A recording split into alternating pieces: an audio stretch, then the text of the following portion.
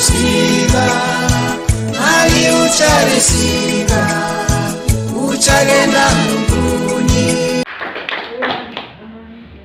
Tumsifu Yesu. Amina. Nitumie kipaza sauti ama niweke kando? Weka kando.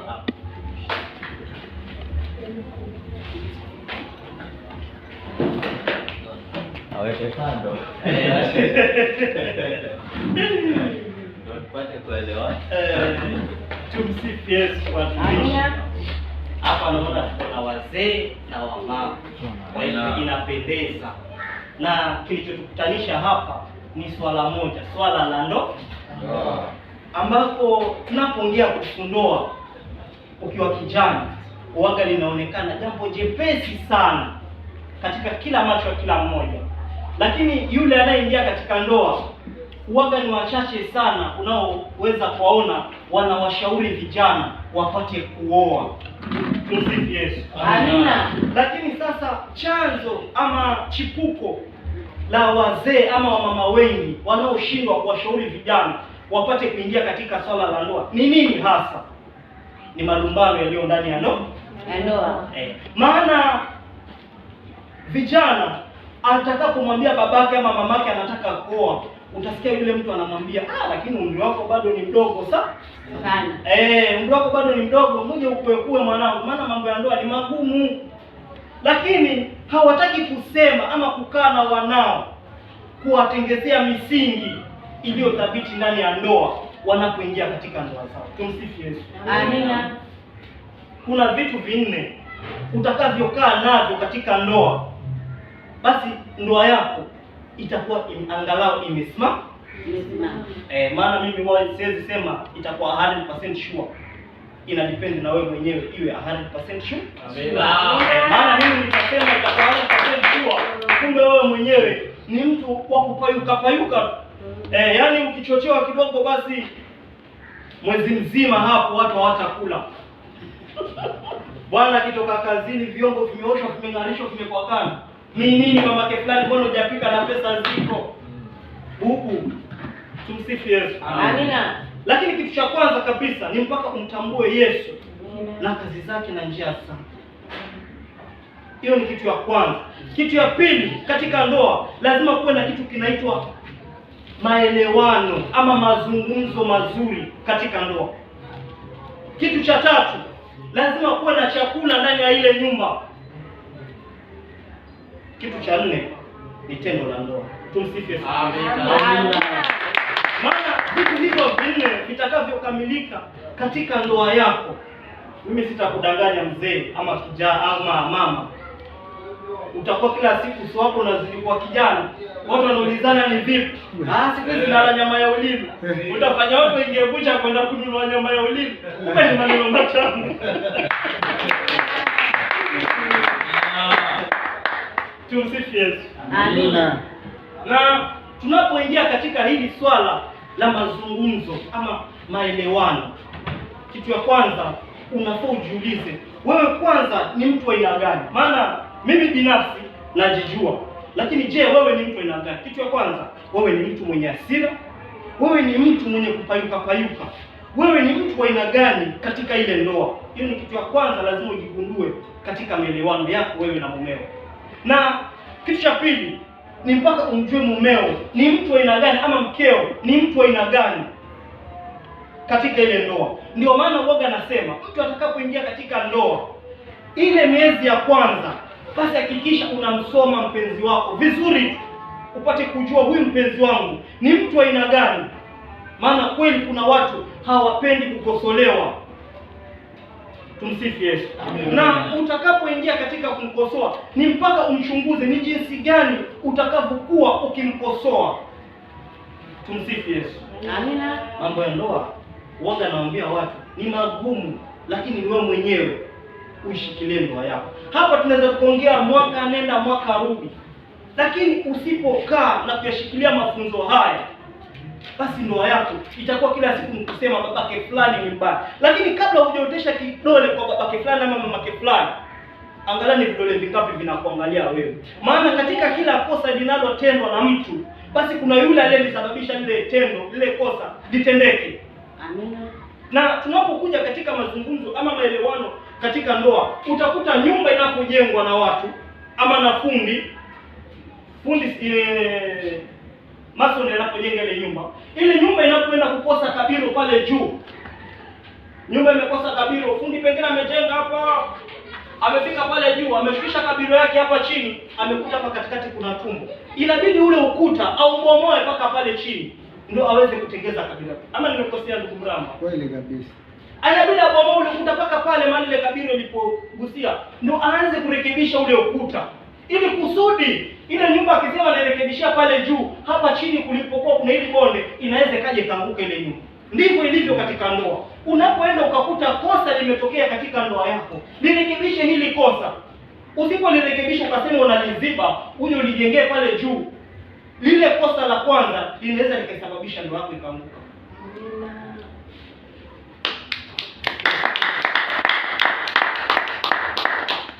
Sijasoma kitabu chetu ni Amosi 3:3.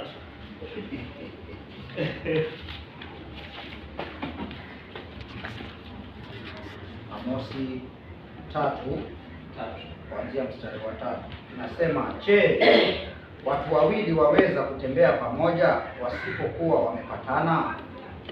Je, simba atanguruma mwituni asipokuwa na mawindo? Mwana simba atalia pangoni. Atalia kwa 3:3. Wawili waweza tembea pamoja pasipo maelewano? Hawawezi. Ndio maana nikawambia maelewano na mazungumzo ndani ya ndoa ni jambo bora zaidi kuliko chochote kile kinachofanyika ndani ya nyumba ama katika ndoa. Tumsifu Yesu. Amina. Mimi waga sipendi kuongea maneno juu kupaka mafuta. Mimi nataka niingie ndani kidogo. Mfano mzuri tunapokuja katika maelewano ama mazungumzo, kuna kile kitu unaweza ukasema umelala usiku, wewe umetoka kazini kwako nyumbani kwako, wewe mzee, pengine uko na matarajio leo basi leo mpaka ili tendo la ndoa litafanyika ndani ya nyumba. Alafu nafika pale mkeo anakuambia nimechoka. Tena hakwambii saa ile, anakuambia mkeo kwa kitanda. Tumsifu Yesu Kristo. Ni lazima pale atoe sababu ambayo ni ya muhimu isikufanye wewe kesho yake ama usiku mzima ushindwe na kulala. Tumsifu Yesu. Amina. Maana katika lile swala pale ndio uoga kuna chipuka wingi wa vita katika swala la ndoa ni kitandani, si mahali kwingine. Maana tutakapoongea mambo yote, lakini swala la ugomvi katika ndoa sana ni kitandani. Tumsifu Yesu. Amina. Maana pasipokuwa na maelewano mazuri katika lile swala, basi hakuna kilicho chema kuanzia wakati ule. Ndio maana utasikia mwanamke, siku moja nikasikia kwa redio nikashangaa, mama ameenda kushtaki mumewe ya kwamba alibaka. Tumsifu Yesu. Sasa usicheke, ni mambo yako. Unajua mambo mengine unaweza ukayaona pia mzaa hivi, lakini hizi nyumba zina vituko. Mtu anaenda kumshtaki mumewe kwa kuwa alimbaka usiku. Lakini ni nini chanzo cha huyu mwanamume kufikia pale? Ni kutokuwa na maelewano mazuri ndani ya ndoa. Maana utakapokaa, mfano mwanamke imefika wakati wa usiku, unamwambia tu mumeo ghafla, leo ndio amezidi. Sasa umetoka siku pengine hata umemaliza kama wiki ama siku mbili, mambo hayajakuwa sawa. Alafu siku hiyo ndio umekuja na matumaini, unaambiwa vipi leo ni zidi? Lazima utoe sababu, ujipange na mkakati wako, uelezee chimbuko na chanzo. Ndio kusudi hata mimi moyoni mwangu nisiwe na shauku mawazo mengi katika kichwa changu yasiokuwa na maana. Amina. Kwa hivyo katika hili swala la ndoa, wengi woga wanalichukulia tu ni swala la mzamsa. Na mimi mara nyingi woga siwezi laumu vijana. Tumsifu Yesu. Amina. Mimi nalaumu wazazi. Na ni kwa nini nilaumu wazazi? Tumsifu Yesu. Ni kwa sababu mimi binafsi nililelewa na baba peke yake. Maana wakati mimi nakuwa nakuta mama amefariki. Nimelelewa na baba siku zote. Sijawahi kuona watu jinsi wanavyoishi katika ndoa. Tumsifu Yesu Kristo. Na nilipofika wakati wangu wa kuoa, sikupata mtu wa kunishauri. Nilikuwa sawa na mwanajeshi anayetumwa vitani sehemu asiyoijua. Tumsifu Yesu Kristo. Sawa na mwanajeshi anayetumwa vitani bila magazini, ama hajui hata ile magazini moja inabeba risasi ngapi. Tumsifu Yesu. Amina. Niliingia pale bila mimi mwenyewe kujitambua, na nilipozidi kukaa pale ndio nilizidi kupata elimu. Lakini kabla ya kupata ile elimu, jiulize ni majeraha mangapi niliyoyapata katika ndoa. Tumsifu Yesu Kristo. Amen. Maana katika ndoa inahitaji kitu ya kwanza elimu na ushauri kutoka kwa wazazi. Na ushauri ule si kumwambia mwanao kwamba muda wako wa kuoa bado. Hakuna mtu ambaye hapo na muda wa kuoa. Ukiona mtu yukwambia ataka kuoa ni kwa sababu ameshindwa kujizuia na uzinifu. Tumsifu Yesu Kristo. Amen. Ama amechoka kukaa peke yake. Maana kusema kweli tunaposema eti mimi nilioa kusudi nje nisaidie kupika.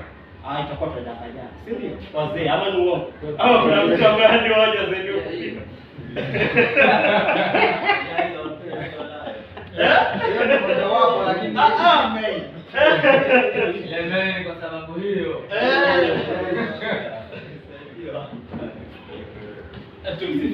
Amen. Sasa unaona wale watoto utakapowakuza katika swala lililo zuri, ama mtoto kama wewe uko na baba na mama katika ile nyumba, basi wafundisheni watoto ili kusudi wawe na mafundisho mema.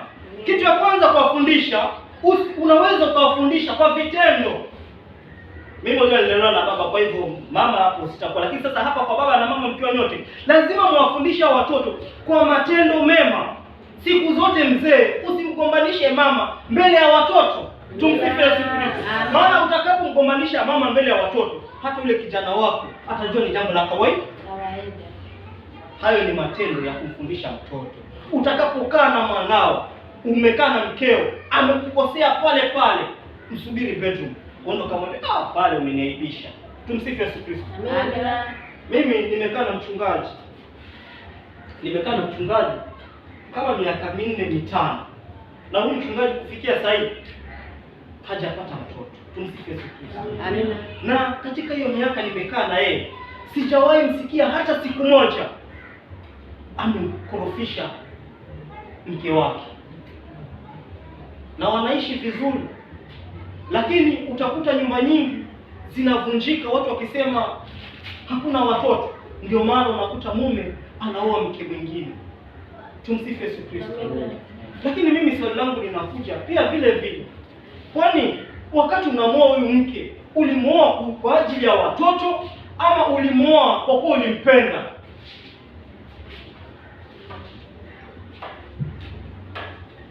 Mgurama, naona umecheka, unataka kusaidia hapo. Ulimuoa kwa kuwa ulimpenda. Ulimuoa kwa kuwa ulimpenda. Na sasa mbona swala la mtoto linapoinuka unang'ang'ana kumwacha huyu mwanamke? Ndio hapa uoga naja nawaambia wanaume, mamako alikubeba miezi 9, anastahili heshima kubwa zaidi. Lakini huyu mkeo anakubeba kila siku, anastahili heshima kubwa zaidi. Tumsifu Yesu Kristo.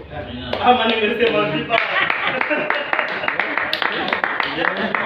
Ni kweli, unajua mama mpe heshima yake, lakini yule mkeo mpe heshima yake zaidi. Maana mlipokutana, tulipokuwa tukiongea mimi na wewe, hakuna aliyekuwa anajua mapungufu ya mwenzie. Na kama mapungufu yatakapoingia kati yetu, basi ni swala la sisi wawili kukaa pamoja na kujadiliana. Amina.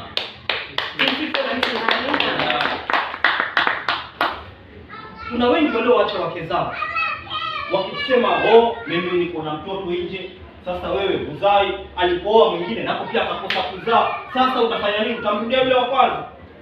Haya ni matatizo yanayowapata wanandoa, na yote yameletwa ni kwa sababu ya kutokuwa na ushauri na misingi dhabiti katika ndoa zao kabla hawajaingia katika ndoa. Tumsifu Yesu Kristo. Maana harusi zinafungwa, vigelegele vinapigwa, watu wanakula na kumwaga, mpaka wale wanaitwa wedding crasher wanakuja wakimwaga kabisa, lakini baada ya siku 2 ndoa imeingia dosari, kumedhoka huko. Ni kwa nini kuna dhoka? Tumsifu Yesu Kristo. Amina. Ni kwa sababu ya maelewano. Na chochote kile ambacho hakina maelewano katika ndoa, chochote kile kitakuwa hakina maelewano katika ndoa, basi ile ndoa imeingia dosari. Ni sawa na wewe kuvaa nguo nyeupe pe, lakini kana doa jeusi kwa mbali. Hata lile doa jeusi ukajaribu kulificha vipi, litakuwa linaonekana. Tumsifu Yesu. Amina. Ndio maana kama katika ndoa kutakuwa hakuna maelewano, ni sawa na lile doa jeusi liko pale. Doa jeusi liko pale, unatembea ukizunguka, unaficha ukivaa koti. nikisema unavaa koti, yaani zile mambo zako za nyumbani unazificha wewe mwenyewe, yenu usijulikane. Ukitoka nje uko na raha, lakini chanzo ni maelewano, na maelewano ndio lile doa jeusi. Utakapojaribu kulificha, hata ulifiche vipi, litakuwa linatokea. Ni kwa nini litokee? Ni kwa sababu yule mwanamume, unajua wanaume waga, mimi nitasema mwanamke anaweza kukosana hapa akakasirika, sasa ikaisha, lakini mwanamume anaweza akakaa, kila kikaa kilifikiria lile neno, basi mtu yeye anazidi tu kukona ama anazidi tu kunona, lakini unashindwa ni nini, pengine anakula vizuri. Hapana, kuna watu ukiwa na mawazo basi unajaza. Tumsifu Yesu Kristo. Amina.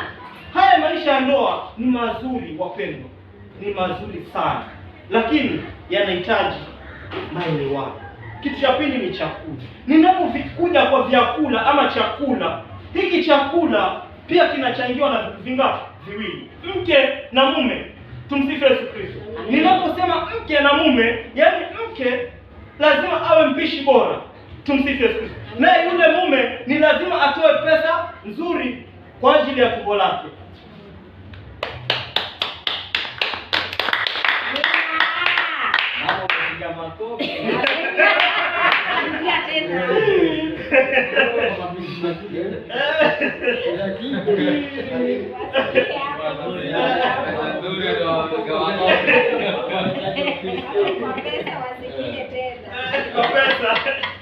Hapo umetaja ofisi. Umetaja ofisi. Mama ntilie kile anapika vizuri. Tumsifu Yesu. Unajua katika swala la chakula uwaga nimesema liko pande zote mbili. Ninaposema liko pande zote mbili, ya kwanza ni mtoaji, yule anayetoa ile fedha kwa ajili ya chakula. Wewe usitarajie eti kila siku unakuja kwako unataka upate nyama juu ya meza. Hii nyama utaipata vipi kama hutoi pesa? Tumsifu Yesu. Amina. Mapishi ya rojorojo yale unayosema mama fulani, mama ntilia anapika vizuri, ni kwa sababu ukienda pale unatoa 150 kula, lakini nyumbani kwako unaacha shilingi 100 na hivyo unatarajia ukule. Utakula nini kama si sukuma? Hivi unakaa wewe unaenda kupika na wenzako, umeenda kwa rafiki yako, unaenda umekula kile chakula chake, unaambia mama fulani anajua kupika, utabidi umfundishe yule mke wako. Tatizo aliko kwa mke wako, tatizo liko kwako. Toa pesa, mazagazaga akanunue sokoni aje apikwe.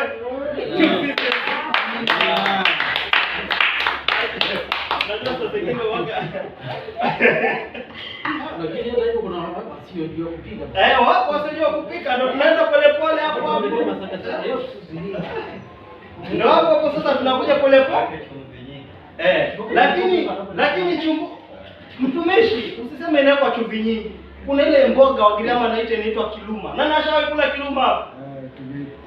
Hiyo kiluma si mboga, ni maji na chumvi nyingi tu. Na kipande cha papa. Maana pilipili. Na ni mboga. Sasa unaweza kuona mkeo anaweka chumvi nyingi, ukaona mlauku chumvi ni nyingi. Lakini pengine ni kiluma, mboga itoshee. Maana ikikaa ikiwa kidogo ukiweka chumvi nyingi, basi inakuwa ni kiluma. Inabidi kuchomea mwenyewe.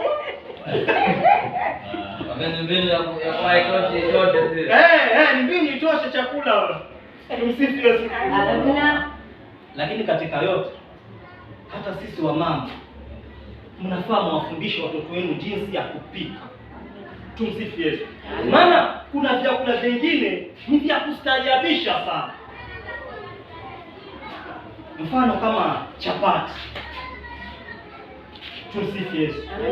Unajua chapati ni chakula kitamu sana, lakini chapati kile kinachopikwa kina depend na mapishi. Lakini utakuta chapati ikipikwa chapati kubwa, yaani unakula moja pekee yake umeshiba. Yaani chapati ni kubwa kiasi ya kwamba ukikata katikati haijaiva. Tumsifu Yesu. Unaona, haya mapishi pia inabidi hawa watoto wetu wa kike wafundishwe mapishi. Kuna siku nilikuja nikawaambia wazee hapa, mimi sikujua kupika. Kwa sababu mimi dada zangu walikuwa wako juu, ni wakubwa, ambapo mimi dada zangu wawili kijana, alafu mimi ni wanne. Kwa hivyo mimi kupika ilikuwa hata sioni kama ni shida, maana nilikuwa napikiwa nikikuwa. Lakini shida ilikuja ikawa siku ile mimi nimefanya nini? Nimekaa bachelor. Nilianza kupika vituko na vioja nikang'ang'ana nalo mpaka nikatoba. Sasa unaweza ukakuta mtoto wako wewe unamdendekeza tu asiingie jikoni. Ameenda amekutana na mwanamume huko kwao, ndio first born ama second born. Kwao wamefuatana wanaume hivi watupu. Inabidi yule mwanamume anaingia jikoni anapika. Wewe mtoto wako hujamfunza kupika. Unafikiri ni chakula cha aina gani atampikia huyu mwanamume mpaka alipike? Tumsikie. Amina. Ni mpaka angalau tuwafundishe, angalau wakifika pale kujaribu, maana hakuna mtu aliyekamilika. Amina. Tumsikie. Amina. Unajua kuna kitu kimoja uoga tunakuja nikisikia huko. Mimi nimekaa rekodi sana. Uoga naje nikiambia Wadigo anaweza kupika. Wadigo ni hivi na hivi. Mimi hizo zana nimezisikia sana huko Likoni. Unafanya baya. Ona hivi, wanapata wanasema ni kweli. Lakini chanzo cha wao kujua kupika ni nini? Funzwa. Wamefunzwa. Wamefunzwa. Siku hizo tunaweza kusema ndoa za siku hizi zinapika mapema sana. Ndoa za siku hizi hazina maisha. Wale leo kesho. Chanzo ni nini? Mimi nilikuwa nasikia kule kwetu Taita kitambo, kuna wale wasichana wa marika kitambo, hata kabla sijazaliwa, walikuwa wanawekwa pamoja wakifundishwa na wanawake mambo ama na wakina mama mambo ya ndoa. Je, hayo mambo yalipotelea wapi? Tumsifu Yesu. Amina. Maana siku hizi wale wanaopeleka shuleni wanasema kazi imeachiwa walimu. Lakini kile kilicho cha msingi kabisa ni sisi kama wateule, kama watumishi. Hawa watoto wetu tuwatengezee misingi iliyo dhabiti katika ndoa zao. Na misingi iliyo dhabiti, ile ya kwanza nimekwambia, maelewano. Ya pili, chakula. Wao wanajua kupika na wao wepesi wa kuwapa wake zao pesa za kulitoa chakula kwa nyumba. Amina. Maana usitarajie utoke huko uzunguke ufanye kazi, uende ufanye hivi urudi, jioni utarajie chakula na ilani hujaacha pesa. Ni uongo. Tumsifu Yesu.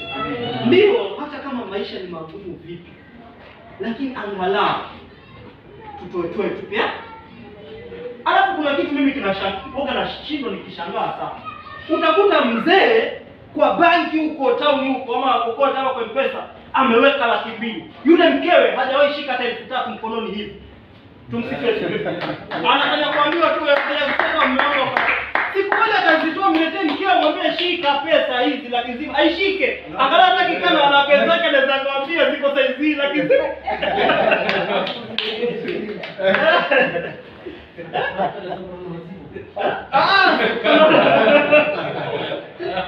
siku kwa wazimu ni yangu. Unajua ni nini? Wewe mletee angalau pia naye ajivunie. Lakini wewe sasa wewe kila siku ndio washika pesa. Mbona unatembea nao huko kwa mfuko mzee? Sasa ingine tuangalieni hawa dada zetu angalau pia nao wakao wakishika. Mtu amekaa katika utoto wake, hajawahi shika hata 10,000, anazeeka tu hajawahi zishika. Tuangalieni haya masuala polepole. Hao wake tuwapende. Mimi mmoja anaambia watu, kila mmoja anajua mkeo. Na kama wewe unamjua mkeo, basi tafuta jinsi ya kukaa naye. Na kuna watu wao wanasema mwanamke ni mrahisi sana wa kumsoma mwanamume kuliko mwanamume kumsoma mkewe. Tumsifu Yesu. Amina. Utapikiwa sima na mchunga siku ya kwanza. Pikiwa sima na mchunga. Yeye akiingia siku ya wewe chunguza, hata wewe kama hivi umekaa na mkeo, piga mahesabu wakati ujana wako ulipooa, nini alianza zile ratiba za kukupikia ni zipika vipi? Alihakikisha kila mboga alikupikia. Alafu alikwenda akagundua kama ukipikia sima na mchungo na kula sima kidogo, anajua hii haipendi. Na kwa kuwa hajatamka, kesho anampikia tena. Ndio nakakaa siku 2-3 napikiwa tena. Mpaka siku ile utakapotamka hii mboga yako bwana hii. Kusudi apate kusema kwa sababu yeye amekuchunguza akajua hili swala kwako ulitaki, lakini wewe kwa sababu hujatamka ukaweka mawasiliano bora hapa, hili mimi silitaki. Basi inabidi ujaribiwe. Ndio sasa pale umejaribiwa wewe mwanamume badala uongee umekaa umefura, unafura tu kila siku unafura. hutaki kuingia. Ukifika kwa nyumba umekaa dakika mbili umetoka umeenda zako kwa marafiki zako.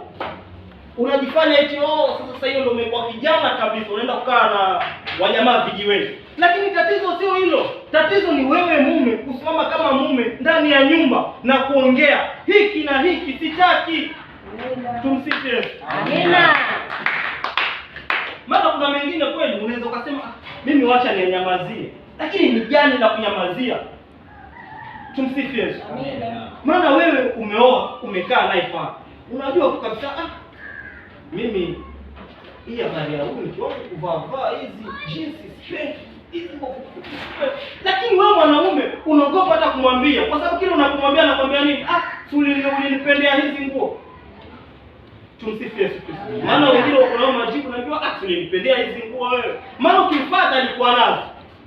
Na alipoingia ndani ya nyumba huku mwambia aziwache kwao hizo wakati wa nyabuku. Ulimruhusu akajana? Sasa imefika pale ni mpaka ukae mtu wa kutumia busara na hekima ya juu kusudi apate kuachana na hizi vitu. Lakini ukisema unatumia mabavu ndio utakuwa sasa kama mimi ambaye nilikuwa nikiingia nyumbani nikifika kwa nyumba hii nakuta sufuria ni safi. Ni vipi maana? Ni vipi? Watu wamekula zile video zimekuwa kando hapo. Amina. Unajua mambo mengine tunasema we learn through mistakes. Sindio?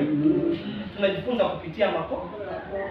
Na kitu kimoja pia tunafaa tuelewane katika mambo ya ndoa ni mawasiliano.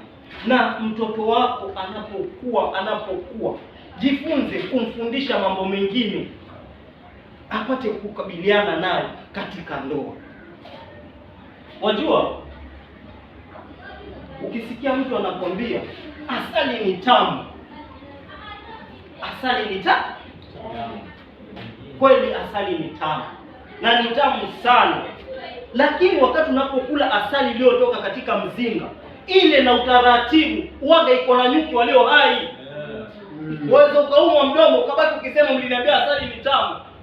Na kumbe tatizo halikuwa kwenye asali, tatizo lilikuwa kwako wewe mlaji, ulikula na pupa.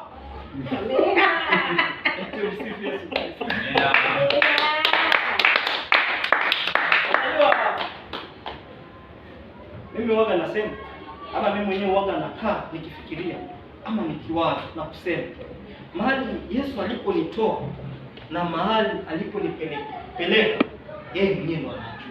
Maana katika ndoa yangu mimi waga najua Yesu hapo ndo aliponiponya pa kwanza kabla ya sehemu yoyote. Na ndio maana nilitangulia kuambia ndoa kitu ya kwanza hakikisha unamweka Yesu mbele. Tumsifu Yesu Kristo. Amina. Na nikawaambia kwamba unapoona nyumba imekosa kabiro usirekebishie wapi? Juu. Bomoa ukuta, irekebishie chini. Unapoona mkeo ameanza ama mumeo ameanza kuwa na tabia mbaya zisizoeleweka ndani ya nyumba yako, angalia, kaa chini mama ama baba. Shika tama, maana kichwa kimekuwa kizito akiwezekani bila nguzo. Kegelee nguzo. Waza ni wapi ulipokosea. Haya yakaja katika hivi. Ukiona mwanamke amekujibu kishangala ubagala, jiulize ni wapi ulipokosea mpaka ile jibu kalipata. Jiulize mwanamume asipoacha pesa kwa nyumba anaenda kazi kila siku. Jiulize wewe mama, ni wapi nilipokosea katika hii ndoa? Maana katika ndoa jambo hili dogo linaweza likavunja ndoa. Na jambo hili dogo linaweza likasababisha ile ndoa ikawa na mafarakano. Ni kwa nini iwe na mafarakano? Ni kwa sababu ya kitu tunaita upendo. Tumsifu Yesu. Upendo utakapokuwa wa hali ya juu, upendo utakapokuwa wa hali ya juu, basi ndio pale kutakapoingizwa doa kidogo, basi unaweza kuona ile nyumba imeanguka na imetingishika kweli kweli. Si eti ni kitu kingine, tukasema huyu babake fulani siku hizi anipendi ndio maana ananifanyia. Anakupenda ndio maana anafanya haya. Tumsifu Yesu Kristo. Unajua mimi nitawapa story. Kuna siku kulikuwa na jamaa. Huyu jamaa alikuwa wa maajabu sana. Alikosana na mke wake. Sasa alipokosana na mke wake, alikuwa anampenda mkewe sana. lakini akakosana na mke. Maana Waswahili wanasema majembe mawili kama pamoja lazima atakonga. Sasa yule jamaa akashindwa, mbona mwanamke ananionyesha madharau hivi? Nitamfanya nini? Akaamua mwambie yule mwanamke, nimepata kazi Nairobi. Naenda zangu Nairobi nikafanye kazi. Yule mwanamke aliposikia na walikuwa wamekosana, akajua mwanamume anataka kunitoroka. Yule mwanamke akamwambia, basi kama ni hivyo, mimi naomba kiasi kadhaa cha fedha nikafanye biashara. Yule mwanamume akamwambia nini? Mimi sina hicho kiasi, lakini ngoja tutatafuta upate hicho kiasi. Maana yule mwanamke walipokosana alikuwa analia aende kwa yule jamaa. Akasema basi mimi naenda Nairobi kufanya kazi. Yule mwanamke alipoitisha kile kitita cha pesa, yule jamaa akasema hana. Akaenda akatafuta baadhi ya watu, akamwambia vaeni kama watu ofisini, bebeni mafaili, tunaenda kupiga vyombo vyangu vya nyumbani raha. Tumsifu Yesu Kristo. Amina. Wale watu wakavaa, wakaingia kwa nyumba, wakaingia sitting room, wakaingia bedroom, wakapiga maisha. Sasa bibi amekaa anashindwa hao ni watu gani? Alafu wakaja sitting room, wakabeza hizo vyombo zote zimetoka 200,000. Si ni marafiki zake wanajuana na washapanga kila kitu. Zimetoka 200,000. Bibi akauliza, "Mbona unauza vyombo?" Akaambia, ngoja tuongee." Yule bwana akaambia, "Ngoja tuongee, ngoja nimalize naye." Akaambia, "Basi nyinyi ndeni kalete gari, alafu na hiyo pesa." Wale jamaa wakatoka. Tumsifu Yesu Kristo. Amina. Bibi alipotoka, walikuwa hawaongeleshani wiki 2. Kila mmoja haongee. Wiki 2 hawaongeleshani. Lakini vyombo vilipoonekana vinataka kuuzwa. Maana yule bwana alikuwa anamuuliza bibi, mke wangu, mke wangu, hata kama nimekosea. Yule mke alikuwa haongei. Nimekosea niambie. Yule mke yule bwana. Sawa. Sasa bibi alipoona wale amewaambia wale walete gari, bibi naye akang'ana. Sasa anavuta, anaambia majirani, njoo mnisaidie tutoe viti, njoo mnisaidie tutoe vitu, njoo mnisaidie tufije hizi vitu. Yule bwana akamwambia, vipeleka wapi hivi vyombo? Hapa mpaka gari lije lichukue. Ilifikia kiwango cha bibi kuchukua kisu, tafuta mahali akalia kwa uchungu sana. Akamuuliza yule mume, mbona unanitesa kiasi hiki? Tumsifu Yesu. Amina. Yule mume akanyamaza. Yule mwanamke akarudia, mbona unanitesa kiasi hiki? Yule mume akamuuliza, uko tayari kuyaongea yaliyosababisha chanzo cha wewe kunifuria? Ndio bibi akafanya nini? Akaongea. Tumsifu Yesu. Ndio maana nikasema, unapoonyesha kidole kimoja hivi, angalia ni vingapi vinavyokuangalia. Na ndio maana nikasema katika ndoa mawasiliano ni jambo la muhimu zaidi. Hata mwenzako akakukasirikia kiasi gani, ukafura kama amri mbele imezidi amira, niko tayari kupasuka, tafuta njia ya kuongea naye, umwelezee kosa lake. Tumsifu. Maana pasipo kumwelezea mwenzio kosa lake, basi utakuwa ni sawa na yule fundi anayejenga nyumba na hapa katikati kuna shimo na yeye ananyana kupanga mawe. Siku ile nyumba itaanguka, utasikia kilio ambacho wengi hawajawahi kukisikia. Ni sawa na yule mtu ngakwambia anayevaa nguo nyeupe lakini anatoa jeusi la mbali sana ambalo amelificha na koti lake. Tumsifu Yesu. Amina. Nitaingilia swala la 3, la 4 na la mwisho. Maswala ya tendo na ndoa ama mambo ya kitandani. Tumsifu Yesu. Maana katika hili swala ndio nyumba nyingi zimevunjika, na zimevunjika kwa kutokuwa na maelewano mazuri katika hili swala ndani ya nyumba zao. Tumsifu Yesu. Amina. Tumsifu Yesu Kristo. Amina. Juzi tulikuwa huko Babuyo, meenda kurekebisha mlango umevunjwa, na bibi na bwana walipigana huko kuanzia saa 10 usiku. Sasa bibi ameweka wanaitwaje watu, anasema mwanamume gani, sasa amekuja na marafiki zake wengi sana, anasema mwanamume gani huyu ananilazimisha kufanya tendo la ndoa. Tumsifu Yesu. Amina. Ambako mimi kwa upande wangu ilinisikitisha sana, maana nilikaa nikawaza, nikaona kweli Mwanamke aliye mpumbavu ndio anayeweza toa siri za ndani yake ya nyumba akazimwaga hadharani. Tumsifu Yesu. Amina. Lakini ili swala uoga wengi tunapoingia katika ndoa ndio lililotufanya tukaingia katika ndoa. Na hili swala uoga linataka baina ya watu wawili, mke na mume. Tumsifu Yesu. Na ninaposema kati ya mke na mume, basi ni mpaka sisi wanaume tukae makini sana na wake zetu. Ndio. Tumsifu Yesu. Amina. Maana kitu nimeenda nikajifunza, sisi wanaume tunaweza tukafanya chochote katika ndoa kikawa sawa, ama katika tendo la ndoa kikawa sawa. Mkeo anaweza akakwambia leo siko vizuri, na amekueleza katika njia iliyo ya unyenyekevu na njia nzuri, basi ni jukumu lako wewe mwanamume kumsikiliza mkeo. Tumsifu Yesu. Alafu kuna tabia nyingine imenuka ya wanaume, mtu anataka kwenda raundi 7 na mke wako. Tumsifu Yesu. Yaani imefika kiwango hata yule mwanamke analalamika, unaniumiza, lakini wewe mume bado umeshikilia tu hapo. Tumsifu Yesu. Amina. Hapo bado umetoka katika uokovu. Kwa sababu gani? Huna kiasi. Maana yote hayo ni matunda ya Roho Mtakatifu, kiasi iko ndani.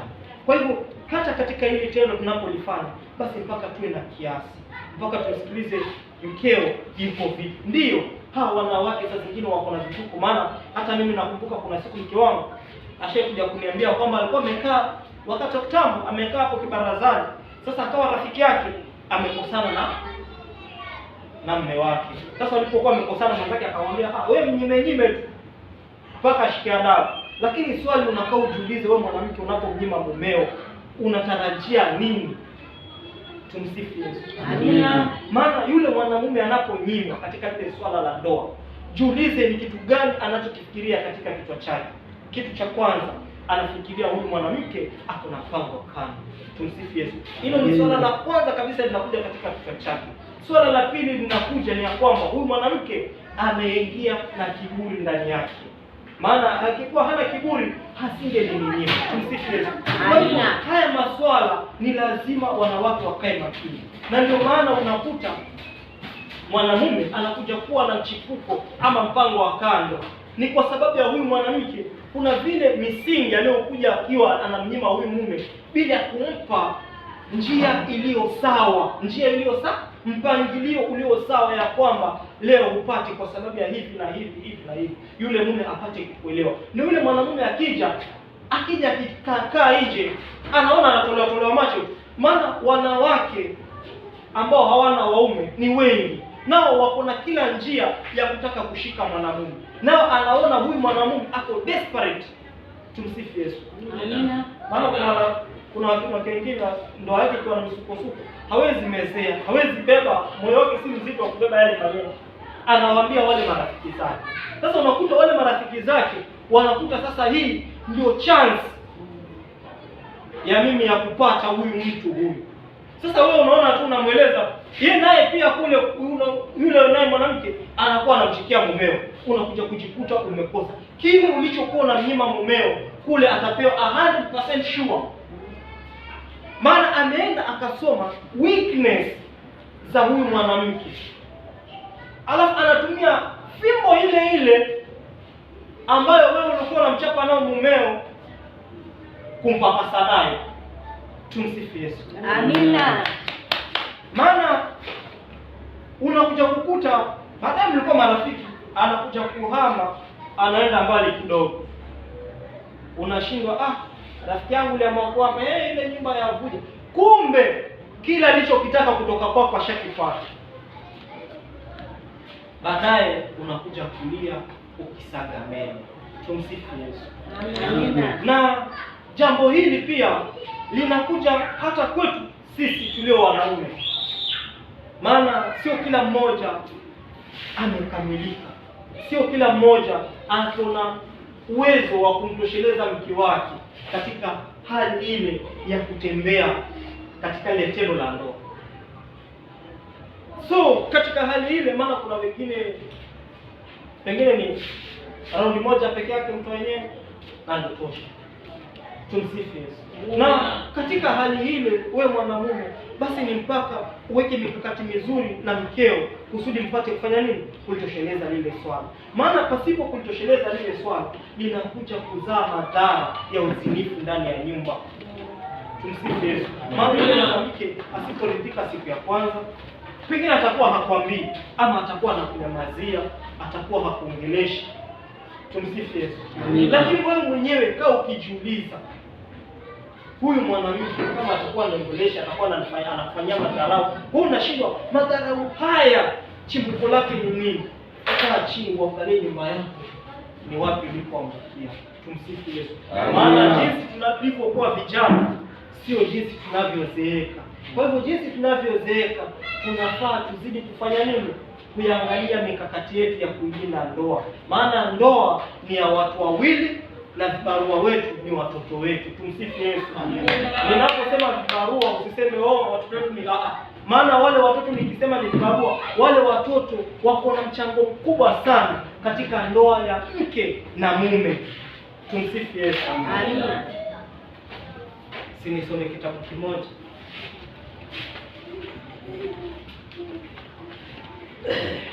Sura 28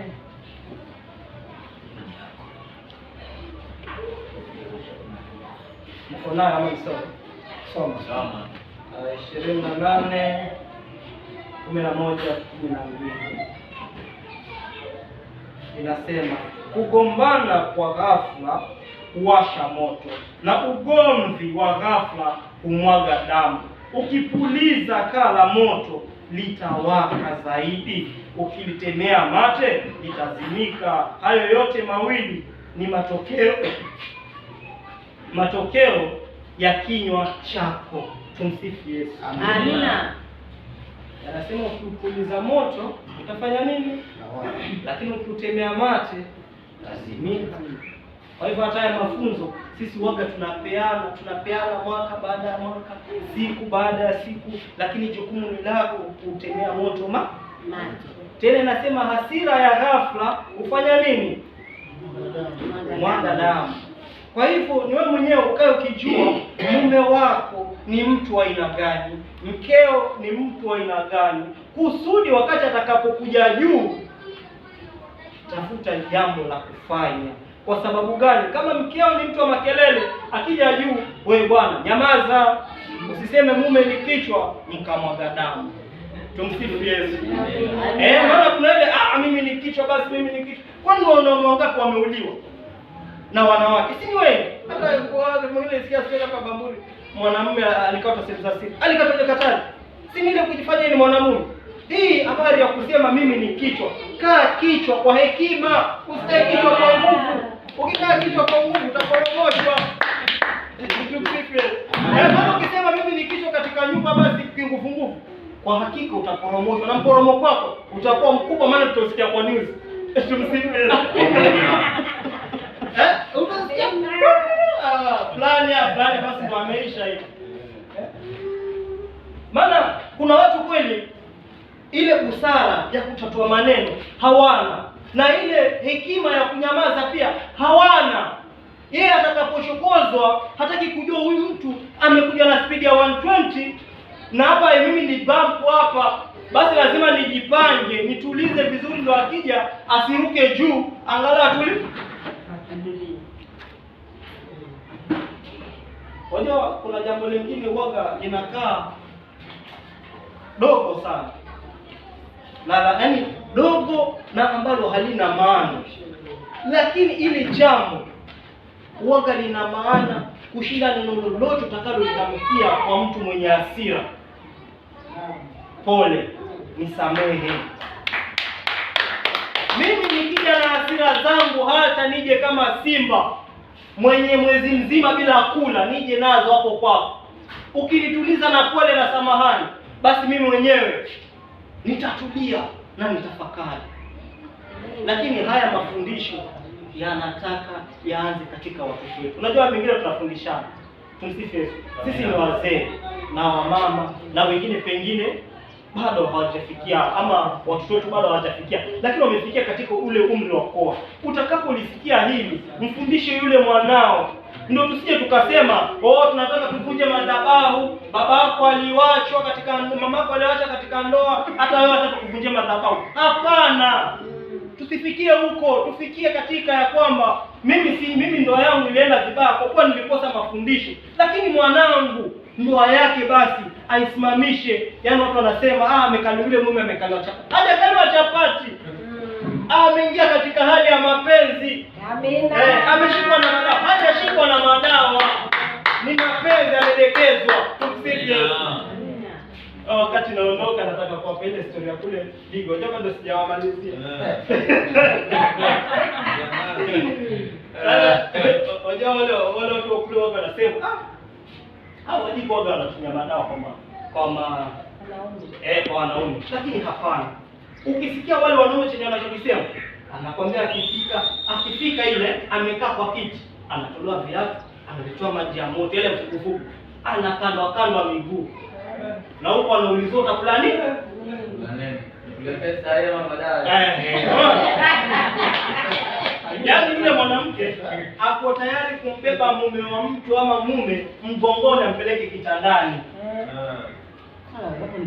Ako tayari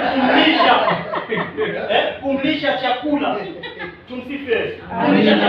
Ako tayari kugharamikia hata pesa yake aliyoificha kusudi ampate yule mama. Lakini sisi tukishapata basi tunaona tumepata na ambacho hakina maana. Ninaposema hakina maana ni ile tunayoita mazoea. Yaani umekaa na mume wako, umemzoea kiasi ya kwamba mume amekuja amechoka amekaa, hutaki kujua amechoka ama hajachoka. Unamwambia baba fulani leo achukua amenisumbua, hata akachukua chai na kikombe pale juu ya meza. Kuna mwenzako amemtolea macho, anasema huyu nikimpata huyu, hata hii chai akija akiwa amechoka itakuwa na msho na kijiko. Mbarikiwa watumishi.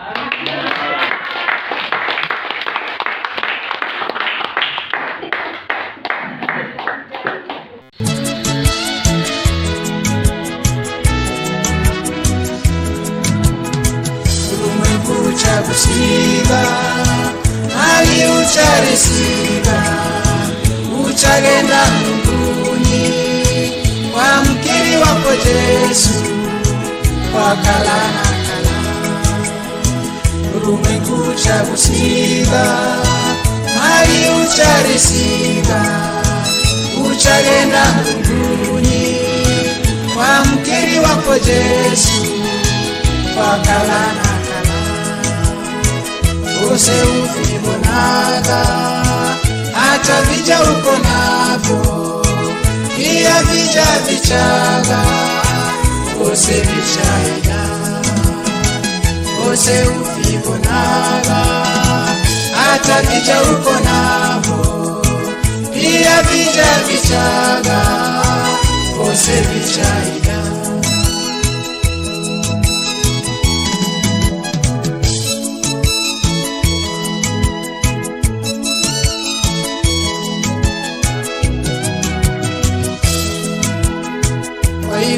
sana wasi njoo kwake Bwana Yesu cha kuoresha ngolo yako sere uchakuneka upate irani kwa hiyo wasi